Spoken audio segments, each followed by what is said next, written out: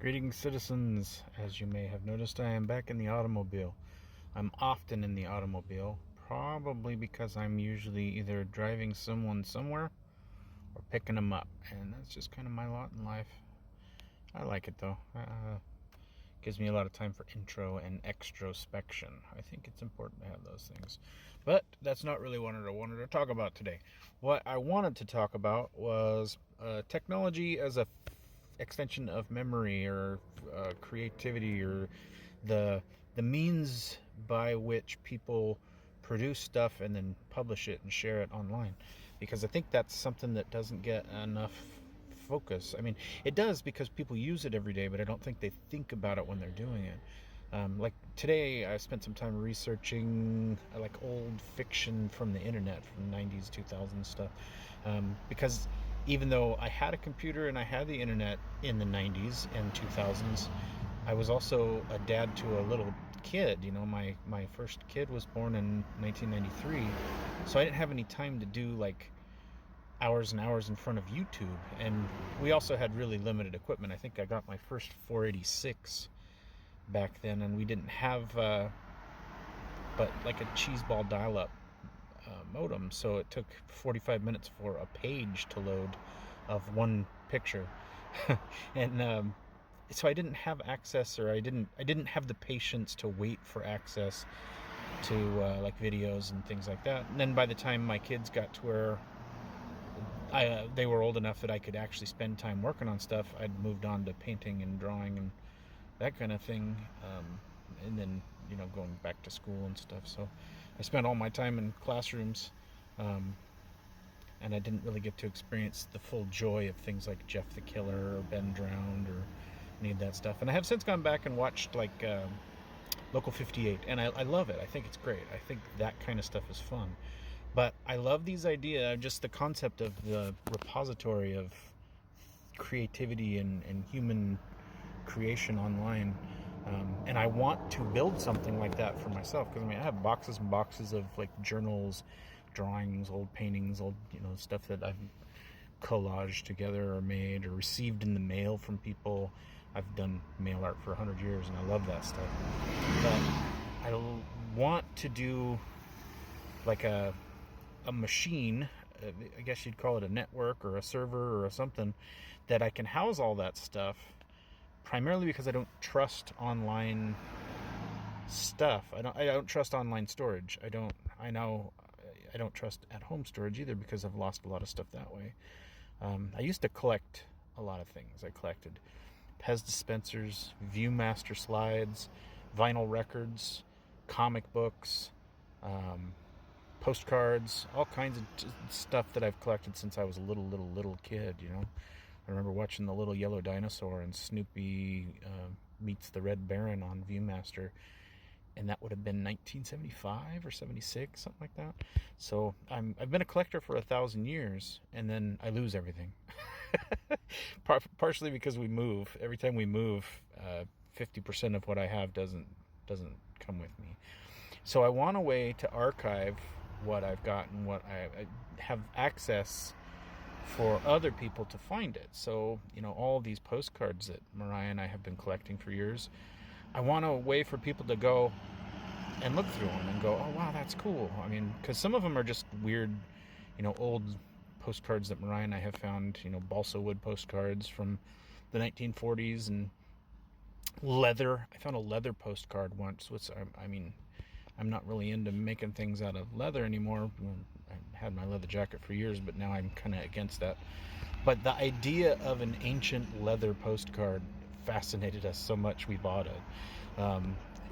We haunt secondhand shops and things like that. And I would love for people to see that. And then I also would like for people to see all of the postcards that my friends have made, because I have tons of friends that make these just great drawings and collages and strange photographs. And then of course, whenever somebody finds something really weird, they'll mail it to me, because they're like, Rick's the guy that likes weird stuff. So but I don't trust online archiving.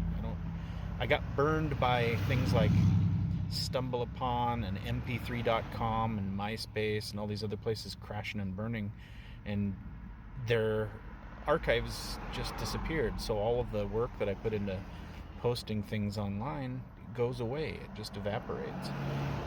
So I wanted to make something myself, but then I'm caught with it costs money, which I don't mind investing a little bit of money, but I want something that after I'm dead, which who knows when that will be, because I'm an old cruster.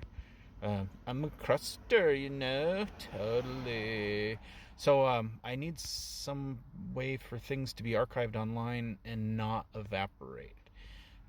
Right now I'm using things like WordPress and Hive and Tumblr and that kind of. I have blogs and social media stuff going back a million years. But as I've said, when MySpace crashed, I had 5 or 6 different MySpace pages for the various things. A friend of mine and I were working on a new wave video show, and we had all this materials that we'd collected and promo materials from different labels and things, and it all died.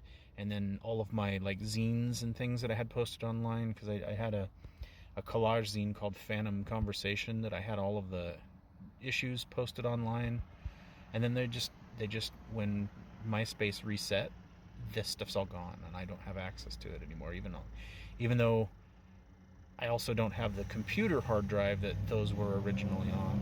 I may have backups of some of that stuff on CD-ROM in a box in a garage, maybe, but I also have so much stuff on my computer right now that I don't have room for it. So I need about 5 computers to work as network servers. I need about 5 solid state hard drives to house all of the data, and I need a legacy operator to make sure that the stuff doesn't go away after I die, so that I don't spend all the time putting it up and then it all goes blink again.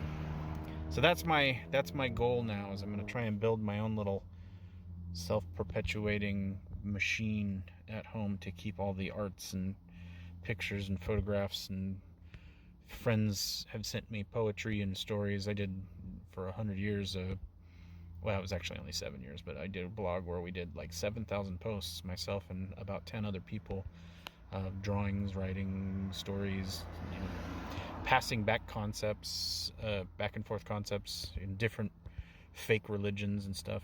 And I don't want that to all just evaporate. If WordPress goes down right now, I have thousands, not even an exaggeration, but thousands of drawings and stories and probably millions of words that will just go away, because I have 12 blogs, 13, 14 blogs on WordPress, and some are capped. You only get a certain number of gigabytes of memory and they're full. And I always try and find new places to put stuff, but now there's this giant scavenger hunt. People are going to have to go on to find half of what I have online. Poetry that I have posted on various lit journal websites, some of which are gone now. They've crashed and burned, and literary websites don't last very long. So once they come and then they go, that's it. And so redundancy and money and never trusting an electronic device. That's the things that I think are important. You get me?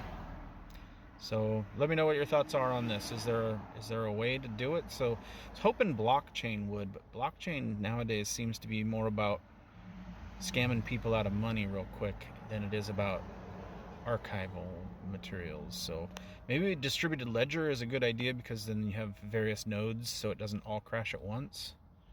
I like that idea, but fuck the whole give me $100,000 real quick so I can skip town and never do what I promise I'm going to do.